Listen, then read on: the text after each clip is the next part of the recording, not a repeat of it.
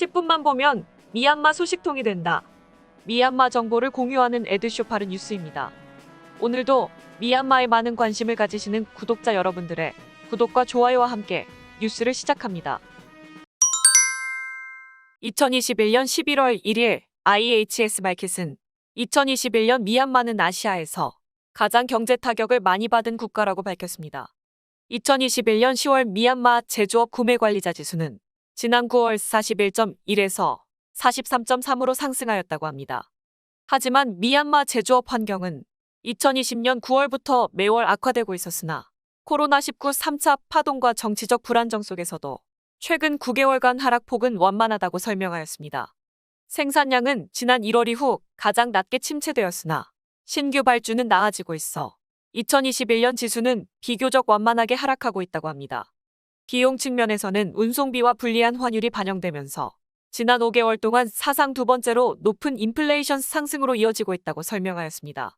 지난 분기 급격한 위축 이후 감소 비율은 낮아지고 있어 기업들은 글로벌 시장의 부족 현상이 진정되면 다시 성장할 것으로 희망하고 있지만 이런 공급 압박은 2022년까지 계속될 것으로 전망하였습니다.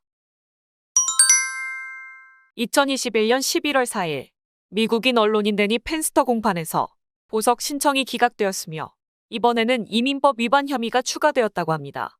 담당 변호사의 말에 따르면 최대 징역 1년형을 받을 수 있는 이민법 13조 1항에 의해 추가 기소가 되었다고 합니다.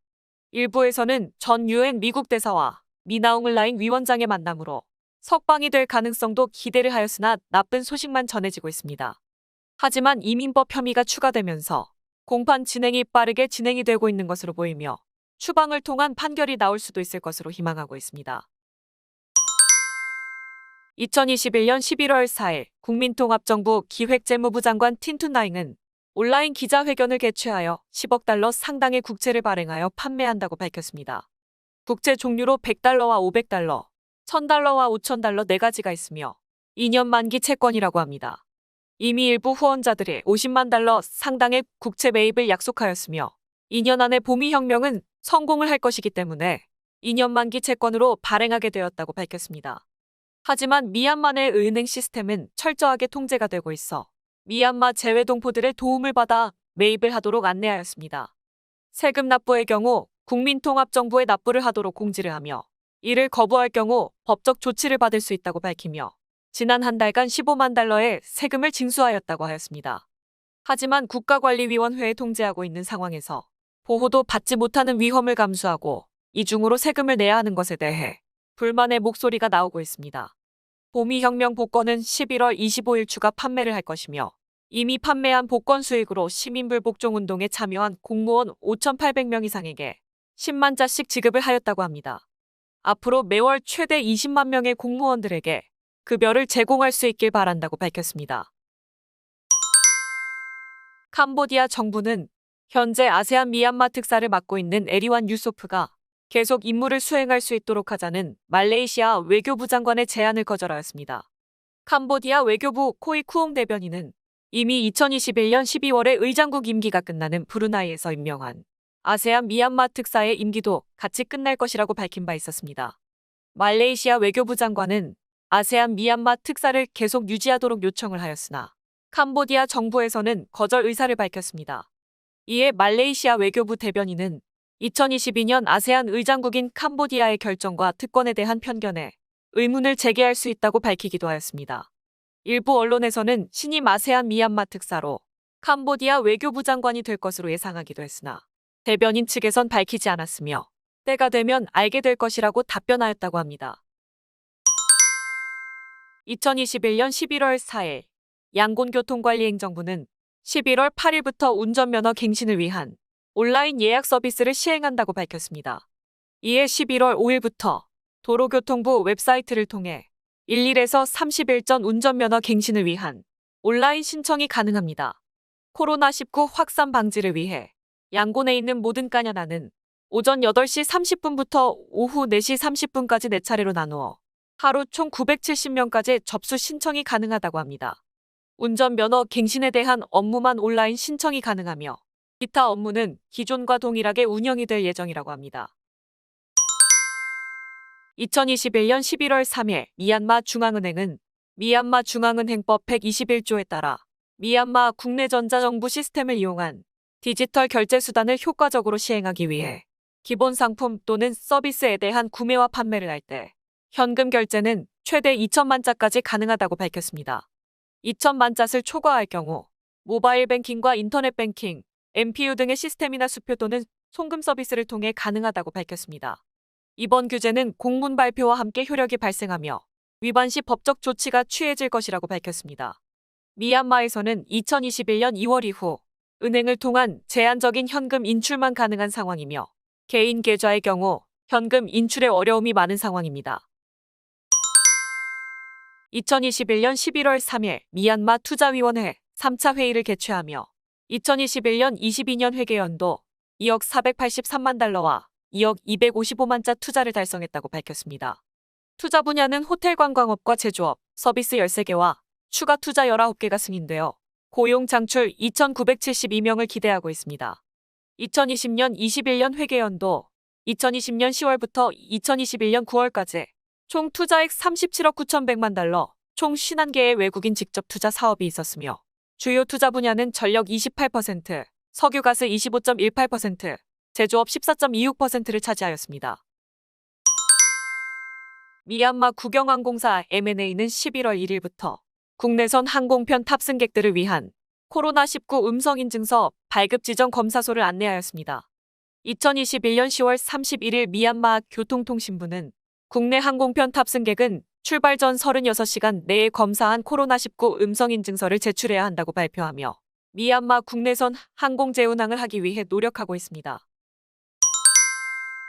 2021년 11월 8일 미얀마 선거 1주년이 되면서 NLD당은 공식 성명을 발표하였습니다.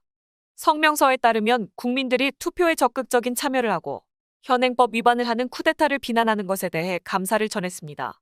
특히 NLD 당원을 중점적으로 살인과 재산 몰수 등의 범행을 하는 것에 대해 논평을 하고 앞으로 민주주의 회복과 연방민주주의 연합을 건설하기 위해 노력하겠다고 밝혔습니다.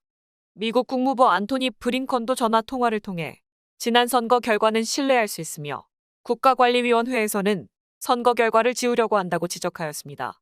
선거 1주년 기념을 하여 민주주의와 인권, 법치주의 회복을 위해 희생한 1,300명 이상의 사람들과 노력하는 미얀마 국민들에게 경의를 표한다고 밝혔습니다. SNS에서는 많은 네티즌들이 선거일 당시 투표를 완료한 것을 증명하는 잉크가 묻은 손가락 사진을 공유하는 모습도 보였습니다. 반면 미얀마 선거관리위원회에서는 미얀마 정당들과 시민사회단체들을 초청한 간담회를 개최하여 미얀마 재선거에 비례대표제 도입하는 것에 초점을 두고 있습니다. 최근 미얀마를 방문하여 미나옹을라잉 위원장과 만난 빌 리처드스는 뉴욕타임즈와의 인터뷰를 통해 미국 국무부에서 요청이 없었기 때문에 미국인 언론인 데니 펜스터 석방 요구는 하지 않았다고 밝혔습니다. 또한 아웅산 수지 국가고문 면담 요청도 하지 않았으며 리처드슨 센터 포 글로벌 인게이지먼트 직원 석방을 요청하였다고 합니다. 이번 방문은 인도주의적 차원으로 전반적으로 긍정적이고 생산적인 논의를 하였다고 밝혔습니다. 본인의 외교 철학은 정치적 위기로 인해 5,500만 명이 고통을 받지 않도록 하는 것이며 이를 해결하기 위해 인도적 지원과 백신 공급을 개선하면서 정당 간 정치적 화해를 도모하는 것이라고 설명하였습니다.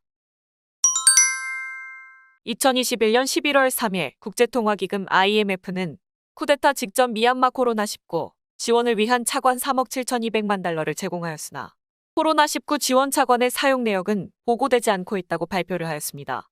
이에 지난 11월 7일 국가관리위원회 공보팀 대변인 쪼민투는 이런 발표 전에 어떠한 확인이나 요청도 없었으며 국제사회에서 코로나19 지원에 대해 고의적으로 방해하는 것이라고 반박하였습니다.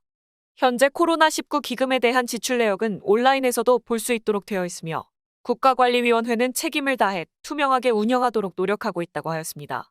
이러한 세부 사항들을 확인하지도 않고 고의적으로 미얀마 코로나19 치료 과정을 방해하는 것으로 보인다고 비난하기도 하였습니다.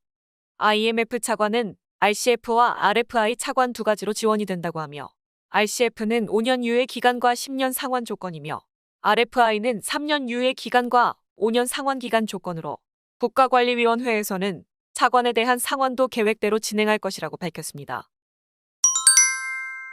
미얀마 보건부는 해외 입국자에 대한 시설 격리 기간을 기존 10일에서 7일로 단축한다고 밝혔습니다.